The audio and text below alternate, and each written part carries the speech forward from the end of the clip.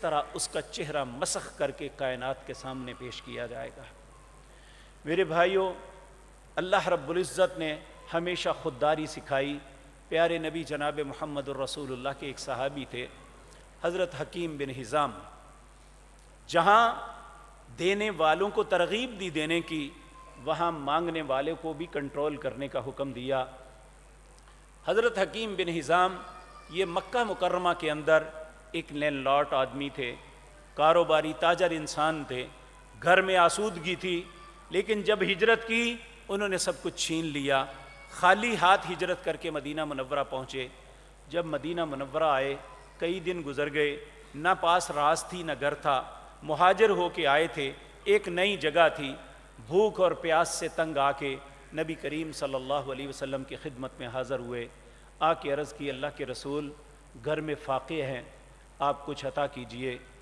نبی کریم صلی اللہ علیہ وسلم کو دیکھ کے بہت دکھ ہوا۔ آپ اٹھے، اٹھتے ہوئے آپ نے آہستہ سے کہا، حکیم اگر نہ مانگتا تو اچھا تھا۔ حضرت حکیم بن حزام نے یہ بات سن لی۔ نبی کریم گھر میں تشریف لے گئے، کچھ لے کے آؤں ان کو دوں۔ جب واپس آئے تو حکیم بن حزام جا چکے تھے۔ نبی کریم نے پوچھا، وہ حکیم کہاں ہیں؟ کہا وہ چلے گئے۔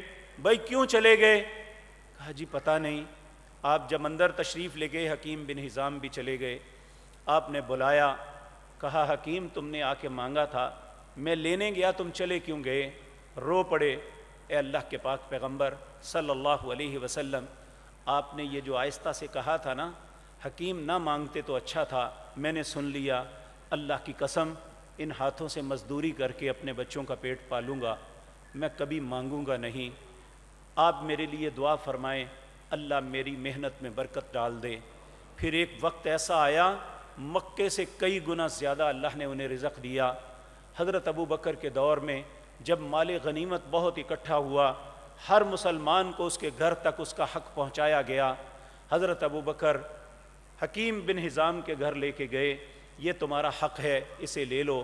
کہا نہیں، میں اللہ کے نبی کے سامنے وعدہ کیا تھا، اپنے ہاتھوں سے کما کے کھاؤں گا، میں یہ چیز نہیں لوں گا۔ کہنے لگے تیرا حق ہے، ہر مسلمان کو اس کا حق دیا گیا۔ کہا نہیں، آج کے بعد وہی کھاؤں گا جو میرے ہاتھ کمائیں گے۔ نہ لیا، انہوں نے رکھ دیا۔ 2 سال گزر گئے، حضرت عمر کا دور آیا۔ حضرت عمر، آپ کے پاس اتنا زیادہ اکٹھا ہو گیا، ایک پیسوں کا درہم، دینار، چاندی اور سونے کے سکے کی گٹھڑی بن گئی۔ حضرت عمر خلیفۃ المسلمین، 22.5 لاکھ مربع میل کا اکیلا حاکم، دنیا کا کوئی حاکم ان کا مقابلہ نہیں کر سکتا، لیکن اللہ کا خوف اتنا ہے کہ جس کا حق ہے اسے ادا کروں۔ نہیں لینے آ رہے۔ جب دوسرا تیسرا سال آ گیا، سر پہ وہ گٹھڑی اٹھائی، اپنے سر پہ، وقت کا حاکم سر پہ گٹھڑی اٹھائی۔ حکیم بن حزام کا دروازہ کھٹکھٹایا، انہوں نے دروازے سے دیکھا عمر سر پہ گٹھڑی اٹھائے کھڑے ہیں۔ کہنے لگے امیر المومنین، اللہ کی قسم، رسول اللہ سے وعدہ کیا تھا میں نہیں لوں گا، اپنے ہاتھوں سے کما کے ہی سب کچھ کروں گا۔ تو اللہ رب العزت نے دنیا کے اندر 1400 سال کے اندر حکیم بن حزام کو ایک مثال بنا کے دے دیا کہ جب انہوں نے اپنے رب پہ توکل کیا تو اللہ رب العزت نے انہیں ہر چیز سے نواز دیا۔ آج میرے اور آپ کے لیے بھی یہ بہت بڑا سبق ہے کہ ٹھیک ہے اگر اللہ نے کسی یتیم کا، کسی مسکین کا، کسی فقیر کا، کسی عامل کا، کسی کا حق رکھا ہے، اسے ملنا چاہیے، اسے لینا چاہیے۔ لیکن اگر کوئی انسان خودداری اختیار کرتا ہے، ان چیزوں پہ نظر نہیں رکھتا، اپنے رب پہ بھروسہ کرتا ہے، تو اللہ اپنی ذات پہ بھروسہ کرنے والوں کا بھروسہ کبھی نہیں توڑتا۔ اللہ فرماتے ہیں وَمَن يَتَوَكَّلْ عَلَى اللَّهِ فَهُوَ حَسْبُهُ، جو بھی اللہ پہ بھروسہ کرے گا اللہ اس کے لیے کافی ہو جاتا ہے۔ ہم اپنی زندگی کے معاملات میں کبھی بھی جب ہمارے سارے رستے بند ہو جائیں تو صرف اللہ پہ بھروسہ کر لیں، یقین جانیے سارے بند دروازوں کے دریچوں کو اللہ کھول کے ہم تک وہ سب کچھ پہنچا دے گا جو اللہ نے آپ کے دل میں تمنا رکھی ہوئی ہے۔ تو میرے عزیز بھائیوں، آج کی مجلس میں میرے اور آپ کے لیے سبق ہے کہ اللہ رب العزت نے آپ میں سے بے شمار ایسے لوگ ہیں جنہیں صاحب نصاب بنایا۔ اللہ رب العزت ان کو توفیق عطا فرمائے، جس طرح وہ نماز ایک عبادت سمجھ کے کرتے ہیں، جس طرح وہ روزہ ایک عبادت سمجھ کے، حج اور عمرہ ایک عبادت سمجھ کے کرتے ہیں، اس کو بھی ایک عبادت سمجھ کے ادا کریں اور اس کے حقیقی حقداروں تک وہ حق پہنچائیں۔ اللہ رب العزت آپ کے مالوں میں، آپ کی عزتوں میں برکت عطا فرمائے۔ اللہ آپ پہ، ہاں ایک بات میں عرض کر دوں، انسان جب ترقی کی جانب جاتا ہے تو یہ اس کے لیے بڑی خیر کا سبب ہوتا ہے، لیکن جب کوئی انسان تنزلی کی طرف آتا ہے تو یہ کسی بھی انسان کے لیے بہت ہی دشوار وقت ہوتا ہے۔ بعض اوقات تو لوگ ہارٹ اٹیک ہو جاتا ہے کہ میرے ساتھ بنا کیا ہے۔ تو میرے بھائیوں، اپنے آپ کو بچانے کے لیے رسول اللہ کی ایک دعا کا حصہ بننا چاہیے۔ کل میں ایک نوجوان گھر سے اپنے کاروبار کے لیے گیا تو ایک ایکسیڈنٹ کے اندر گھر میں اس کی لاش بیچارے کی آئی، چہرہ نہیں پہچانا جاتا تھا، اس کا جنازہ پڑا تو ذہن میں خیال آیا کہ انسان، اس کی حیثیت کیا ہے، کسی بھی وقت یہ ختم ہو سکتا ہے، اس کی نہ جوانی نہ بڑھاپا نہ بچپن کچھ نہیں، جب اللہ کا حکم آ جانا ہے ہم نے ختم ہو جانا ہے۔ پہلی بات تو یہ اپنے مال، اپنی اولاد، اپنے ذات، زوال نعمت کی اللہ سے پناہ طلب کرنی چاہیے۔ نبی کریم کی یہ دعا اپنی زندگی کا حصہ بنانی چاہیے۔